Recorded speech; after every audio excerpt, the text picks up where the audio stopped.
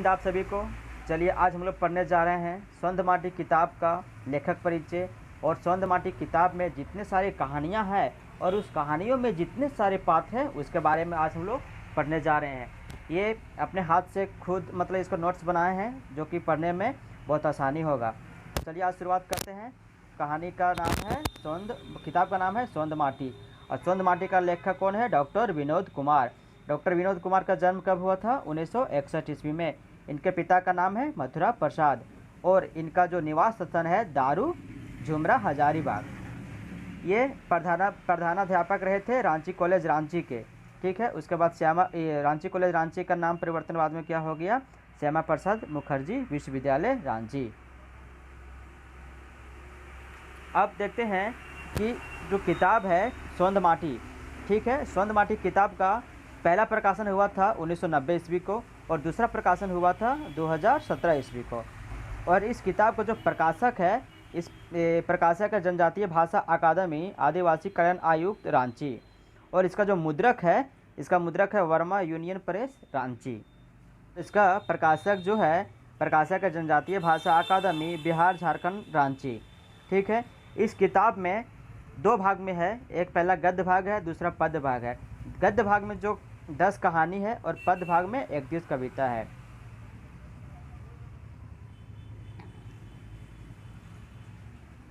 और लेखक की अन्य रचनाएं हैं खोटा लोकगीतों का सांस्कृतिक अध्ययन विवेचन ग्रंथ। ठीक है, अब आज हम लोग देखते हैं 10 कहानी है। 10 कहानी में हम लोग यही 10 कहानी को जैसे सीजीएल खोटा के सिलेबस में दिया हुआ है। और 10 कहानी में पहला कहानी है उबार, जिसका अर्थ होता है मुक्ति। दूसरा कहानी है जिंदगी डोवानी। तीसरा कहानी है धुआं धंधा। चौथा कहानी है माइकेलोर। पांचवा कहानी है अजवार भौजी के बेंडाइल चंगा। छठा कहानी है दू पहला जोंडरा। सातवां कहानी है ओंद दीदा। और आठवां कहानी है मलकी बहू। नौवां कहानी है भीतर बाहर। और इस किताब का अंतिम कहानी है हुब। हुब का अर्थ होता है कर्मठ लगनशील। अब चलिए हम लोग देखते हैं कि इस किताब का पहला कहानी जो है उबार। उबार में जो जोन पात्र है उसके बारे में हम लोग पढ़ते हैं। तो इसका प्रमुख पात्र है झबरू, जो कि एक किसान रहते हैं, एक ठाकुर जात से रहते हैं, ठाकुर जात का रहते हैं। और झबरू का एक बेटा रहता है, उसके बेटा का नाम रहता है बिहारी और उसका उम्र रहता है 18 वर्ष। और झबरू की बेटी रहती है दो बेटी में पहली बेटी का नाम रहता है पर्वतिया और दूसरी बेटी का नाम रहता है सुमिया। अब देखते हैं कि जो बिहारी है, बिहारी का 3 दोस्त रहता है, उसका 3 को सहपाठी रहता है, जैसे तीनों का नाम है, पहला का है दिनेश, दूसरा का है प्रेम और तीसरा का नाम है बिरजू। इसमें अन्य पात्र है, एक अन्य पात्र है बुधना, जो कि ये मतलब कि झबरू के साथ ओगरिया का काम करता है और अच्छा दोस्त भी रहता है झबरू का। दूसरा भी पात्र है तिलका कुम्हार। और तीसरा है गणेश बाबू, महेश बाबू और बीरू। गणेश बाबू, महेश बाबू, बीरू ये बदमाश कैटेगरी के रहते हैं। ठीक है, और गणेश बाबू, महेश बाबू ये पूर्णा बीए पास किए हुए रहते हैं उस गांव में। और बीरू मांझी जो रहता है वो बोर्ड साहूकार का बेटा रहता है। तो इसका इतना ही पात्र है और इसमें से यही काफ़ी इम्पोर्टेंट है, इसके अलावा पढ़ने की ज़रूरत भी नहीं है। और इस किताब का जो दूसरा कहानी का शीर्षक है जिंदगी डोवानी। इसका अर्थ होता है जीवन का रोना। इसका प्रमुख पात्र है जंगली, जो कि एक शिक्षित बेरोजगार व्यक्ति रहता है। और इसका बड़का भाई रहता है, मंझला भाई रहता है, एक दोस्त का नाम रहता है अशोक, दोस्त नौकरी वाला रहता है। इसका जो बड़का भाई है वो कोलवारी ऑफिस के में बड़ा बाबू के रहते हैं और मंझला भाई प्राइवेट सवारी गाड़ी का एजेंट रहता है। तो बस इसमें इतना ही पात्र है। अब आते हैं कहानी जो तीसरा कहानी का शीर्षक है धुआं धंधा। धुआं धंधा का अर्थ होता है रोजी रोटी या काम धंधा। तो इसमें एक क्लिनिक रहता है और उसमें एक डॉक्टर रहते हैं, डॉक्टर का नाम रहता है नारायण। ठीक है, और एक कंपाउंडर रहता है, उसका नाम रहता है किशनुआ। और साथ में एक भिखारी रहता है जो कुष्ठ रोगी से ये ग्रसित रहता है।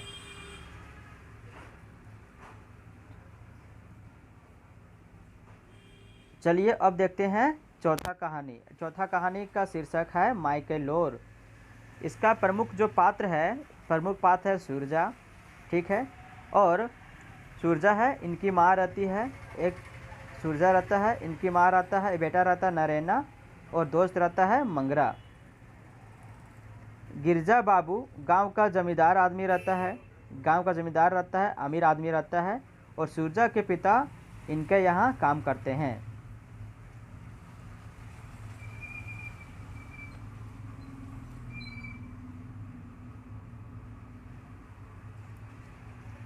अब चलिए हम लोग देखते हैं इस किताब का पांचवा कहानी का शीर्षक है अजवायर भौजी के बेंडाइल चेंगा, ठीक है। तो इसमें पात्र में एक भाई रहता है, भाई देवर रहता है चटाइए, और इनका जो होता है एक भैया रहते हैं, जो भैया इसको मैट्रिक पास किए हुए रहते हैं। एक भौजी रहती है, भौजी अनपढ़ अंगूठा छाप रहती है। और इनके भैया और भाभी का जो बच्चा है, कुल 10 बच्चा रहता है। 10 बच्चा में कोई भी स्कूल नहीं जाता है, ठीक है। और 10 बच्चा में से 8 बेटा रहता है और 2 बेटी रहती है। दोनों बेटी का नाम है, बड़ी बेटी का नाम है सुमा, और दूसरी बेटी जो रहती है छोटी बेटी का नाम है कुना, ठीक है। और 8 बेटा में से एक बेटा का नाम रहता है टुकना, और इसी टुकना के बारे में इस कहानी में बताया गया है कि कैसे टुकना गर्मी के मौसम में आम झाड़ता है, अपने माँ के लिए आम ला देता है, उसकी माँ घमौरी खाती है। तो ये सब कहानी उसमें दिया गया है। अगर ये सब कहानी आप लोग सुनना चाहते हैं, पढ़ना चाहते हैं, तो इसका वीडियो मतलब प्योर हिंदी में अपलोड कर दिया गया है, उसमें प्ले लिस्ट में जाकर देख सकते हैं। तो चलिए आज हम लोग देखने जा रहे हैं छठा कहानी का शीर्षक है दू पहला जोंडरा मतलब होता है मकई, ठीक है। और यहाँ पे पहला जो होता है एक मापने का इकाई होता है, जो कि मापने की इकाई है। तो पहला है 18 गंडिक का और दूसरा है 22 गंडिक का। 18 गंडिक पहला का उपयोग इसमें 900 ग्राम का यूज होता है, और इसमें 1 kg का यूज होता है। और जो 18 गंडिक पहला होता है, जिसमें 900 ग्राम वजन रहता है, सिखरिया खोटा क्षेत्र में बोला जाता है, ठीक है। तो हम लोग देखते हैं कि इसमें जो इसका प्रमुख जो पात्र होता है, पहला पात्र होता है कृष्णा का बाप रहता है, एक माँ रहती है, और एक भाई रहता है, छोटा भाई नरेना, ठीक है। कृष्णा का बाप सूप दौरी बनाते हैं, और इसमें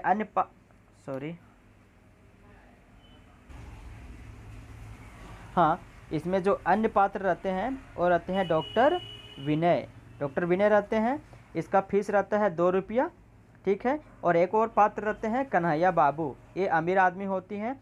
ये क्या करते हैं, कृष्णा के यहाँ से सूप दौरी खरीदते हैं, और इस सूप दौरी खरीदने के बदले इनको 6 रुपया पैसा देते हैं। 6 रुपया पैसा देते हैं। तो कृष्णा क्या करता है कि 6 रुपया में से 4 रुपया का चावल लेता है, और बचा 2 रुपया में और कुछ रुपया मिलाकर अपने बेटा को कृष्णा को इलाज कराने के लिए डॉक्टर विनय पास ले जाते हैं, ठीक है। तो देखिए दोस्तों, आज हम लोग इसमें केवल पात्र पढ़ रहे हैं, कहानी तो नहीं पढ़ रहे हैं। कहानी का जितना सारा वीडियो है सारा अपलोड कर दिया गया है, सारा हिंदी में है, आप वहाँ जाके पढ़ सकते हैं, और पढ़ने में बहुत आसानी होगा, क्योंकि बिल्कुल जो नोट्स है वो बिल्कुल सरल हिंदी भाषा में लिखा गया है। तो चलिए आज हम लोग देखते हैं सातवां कहानी रहा है औंध दीदा का अर्थ होता है नम्र आँखें। इसमें क्या होता है, इसमें का जो पात्र है डॉक्टर विनोद कुमार, जो कि लेखक समय इसका मुख्य पात्र एक है, और दूसरी रहती है चानो वाली मम्मा का एक बेटा रहता है, बेटा का नाम रहता है कोल्हा, और इनकी 2 बेटी रहती है। उसमें 2 बेटी में से एक बेटी का नाम रहता है जीरवा, और दूसरी बेटी का नाम रहता है रेशमी। और रेशमी की 2 सहेली रहती है। उसमें पहली सहेली का नाम है सुगिया, और दूसरी सहेली का नाम है हेमिया।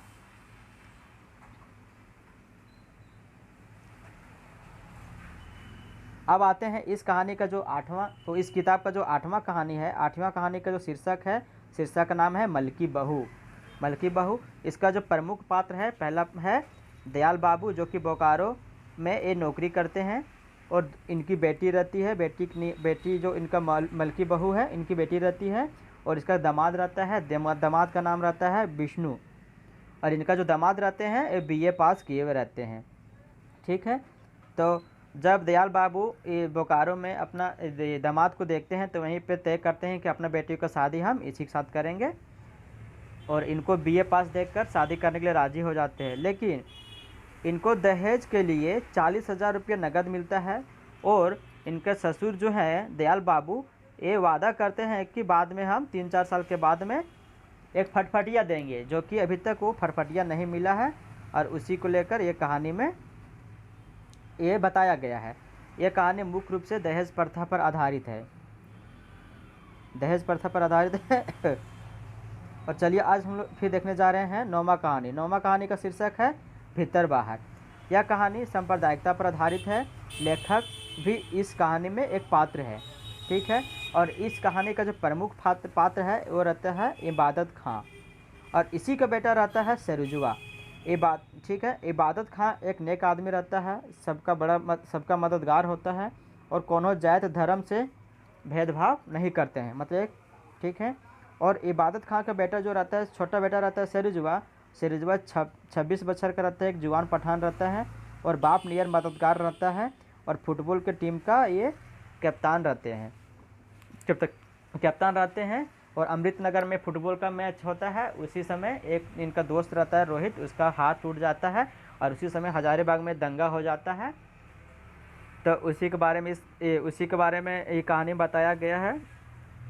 और लास्ट में क्या होता है कि सरिजवा जो होता है कुआं में डूबकर मर जाते हैं। तो इसी बारे में पूरा बताया गया है। नेक्स्ट इसका कहानी है हुब। ठीक है। हुब का अर्थ होता है कर्मठ और लगनशील। इसका जो प्रमुख पात्र होते हैं, प्रमुख पात्र है दामोदर। ये 7 भाइयों में सबसे छोटा रहता है, ठीक है। और इनके पिता का नाम रहता है गुरदयाल बाबू। और दूसरा पात्र है गुनेश्वर बाबू, जो कि गांव का बड़ा किसान अमीर आदमी रहता है, और दामोदर इनके यहाँ काम करता है, और इसके बदले 10 रुपया प्रतिदिन मजदूरी मिलता है। इसमें क्या होता है कि गुनेश्वर बाबू दामोदर को अपने खेत में हल जोतने के लिए बुलाते हैं। दामोदर हल जोतने के लिए नहीं जाता है, कॉलेज चल जाता है। उसी में गुनेश्वर बाबू बहुत गुस्सा जाते हैं, बहुत सारा अपशब्द बोलते हैं, और बात को सुनकर दामोदर पढ़ने के लिए आ जाता है हजारीबाग। वहीं पे पढ़ लिख कर दरोगा बन जाते हैं। बाद में फिर दरोगा बन जाते हैं तो गुनेश्वर बाबू जाता है ये गंगा सागर ये तीर्थ यात्रा में। उसी समय उनका माँ का तबीयत खराब हो जाता है, और वहीं पे दामोदर इन लोग को मदद करता है। तो बाद में गुनेश्वर बाबू को बहुत पछतावा होता है, और सोचते हैं कि जिसको हम बाद में जाति शब्द सूचक शब्द बोलकर डांटे थे, जिसको हम प्रताड़ित किए थे, वही व्यक्ति आज हमको मदद किया है। इस तरह का ये कहानी में दिखाया गया है। अगर ये कहानी आप देखना चाहते हैं, पूरा बिल्कुल सरल भाषा हिंदी में लिखा हुआ है, तो आप लोग वीडियो में जाकर देख सकते हैं। अब चलिए आज हम फिर देखने जा रहे हैं ये सौंद माटी कहानी का जितना सारा ये कहानी है, उसका प्रमुख पात्र सारे ख़त्म कर चुके हैं। आप लोग देखने जा रहे हैं दूसरा कहानी किताब का छाहिर। छाहिर में देखते हैं कि इसका लेखक परिचय देखते हैं। छाहिर है, इसका लेखक है चितरंजन महतो चित्रा। इसका चित्रा क्या है, टाइटल दिया है, उपाधि मिला है। और छाहिर में 10 कहानियों का संग्रह है, 10 कहानियों का संग्रह है। और हम लोग देखने जा रहे हैं कि जो छाहिर किताब है, छाहिर किताब का प्रकाशक अर्थ होता है खोटा में कजरा सिंद्रा दान। प्रकाशक है, पहला प्रकाशक है जनजातीय एवं क्षेत्रीय भाषा विभाग रांची विश्वविद्यालय रांची, और दूसरा प्रकाशक है खोटा भाषा साहित्य संस्कृति अकादमी रामगढ़। इसका जो प्रकाशन हुआ था ये 2007 में हुआ था, 2007 में हुआ था इसका प्रकाशन। ये गलत लिखा हुआ है, इसका प्रकाशन 2007 में हुआ था। और इसका मुद्रक है Hazari press, Nehru road, Ramgarh cantt हुआ था।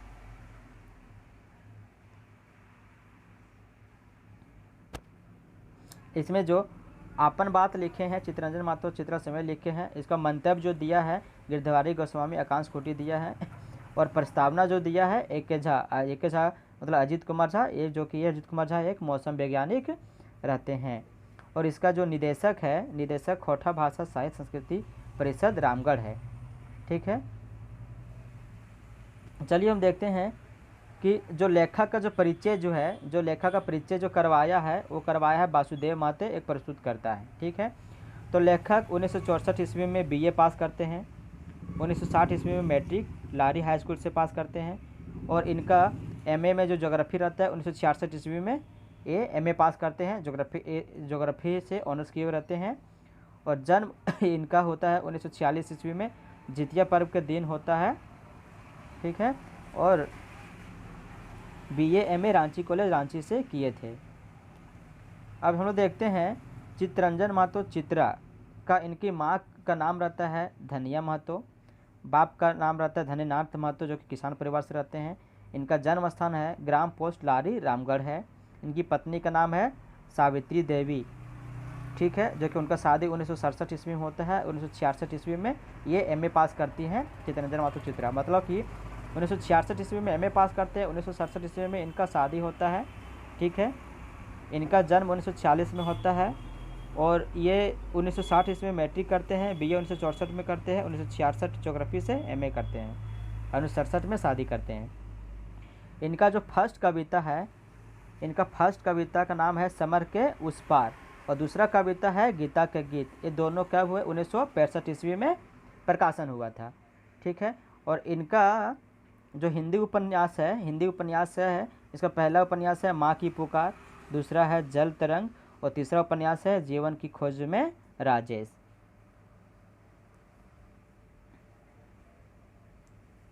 चलिए हम लोग देखते हैं इनका उपलब्धियाँ क्या क्या है। 1970 ईस्वी में माराफारी बोकारो स्कूल खोला था। 1972 ईस्वी में गांधी स्मारक उच्च विद्यालय रामगढ़ में योगदान दिए थे। और TRL tribal and regional language Ranchi जो है उसमें जनजातीय एवं क्षेत्रीय भाषा विभाग में लगभग 2 साल योगदान दिए थे, मतलब पार्ट टाइम वहाँ पे काम करते थे। और 31 जनवरी 2006 ईस्वी को उच्च दाटू उच्च विद्यालय बोकारो में अपना सेवानिवृत्त हुए थे यहाँ से। मतलब 31 जनवरी 2006 ईस्वी को दांतू उच्च विद्यालय बोकारो से सेवानिवृत्त मतलब रिटायर हो गए थे, ठीक है। और इन्होंने सपने के भारत नामक शीर्षक तो सपने का भारत नामक शीर्षक से पत्रिका प्रकाशन किया था, और साख पत्रिका का प्रकाशन 1984 ईस्वी में किए थे। अब देखते हैं इनका खोठा की प्रमुख रचनाएं। इनका खोठा की प्रमुख रचनाएं हैं गीता के जिंदगी टो मतलब जीवन की खोज, ठीक है, एक फर्स्ट उपन्यास इनका है। दूसरा उपन्यास है मायके डाक मतलब मायका हाक पर दूसरा उपन्यास है।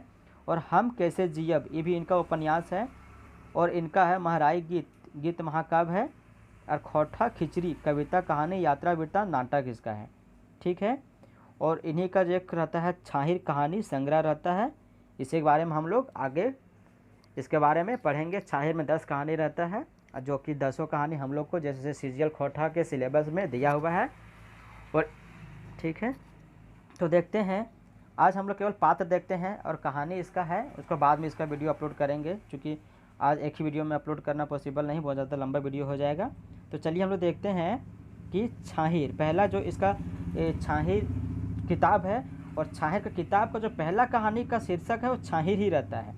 इसमें प्रमुख पात्र रहता है रोहन, दूसरा पात्र रहता है मोहन। रोहन जो होता है वो नशा करता है और मोहन नशा का नहीं करता है।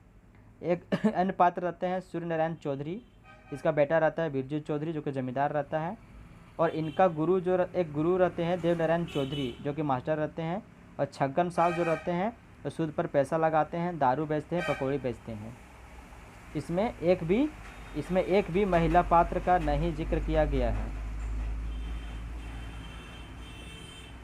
दूसरा कहानी का शीर्षक है बोनेक लोर मतलब कि जंगल का आंसू। ये जंगल की समस्या पर आधारित है, ठीक है। इसमें जंगल की समस्या पर आधारित है, सरकारी कर्मचारियों की दुर्व्यवहार जो किया गया है उसके बारे में वर्णन है, और आम लोगों की लापरवाही के बारे में भी वर्णन किया गया है। और फिर तीसरा कहानी इसका जो है हम कैसे जियब, ये नक्सलवाद पर आधारित है। इसमें प्रमुख पात्र एक महेश्वर रहता है, उसकी पत्नी रहती है पार्वती, एक रघुनाथ रहते हैं, इनके पत्नी रहती है फुलेश्री, ठीक है। और एक रहती दारू बेचने वाली औरत रहती है चुनिया, जो कि चुनिया को कर्मी माया भी बोलती है। इनके पत्तू जो क्या होता है के पुलिस और MCC के मुठभेड़ में मारा जाता है और इनकी बेटी 2 बेटी रहती है और 1 बेटा रहता है। किस तरह का इनका पति मर जाने के बाद ये कर्मी माँ जो होती है दारू बेचकर अपना जीवन यापन करते हैं, उसके बारे में इसका बताया गया है। तो चलिए ये सब कहानी पढ़ने के लिए हम लोग नेक्स्ट वीडियो बनाएंगे, क्योंकि वीडियो बहुत ज़्यादा लंबा हो जाएगा। और दोस्तों अगर आप लोग चाहते हैं कि इसका पूरा वीडियो हम अपलोड करें तो प्लीज़ एक बार इस चैनल को सब्सक्राइब ज़रूर कर दीजिएगा, ताकि इसे मोटिवेट होकर हम वीडियो और अपलोड कर सकें। देखने के लिए धन्यवाद।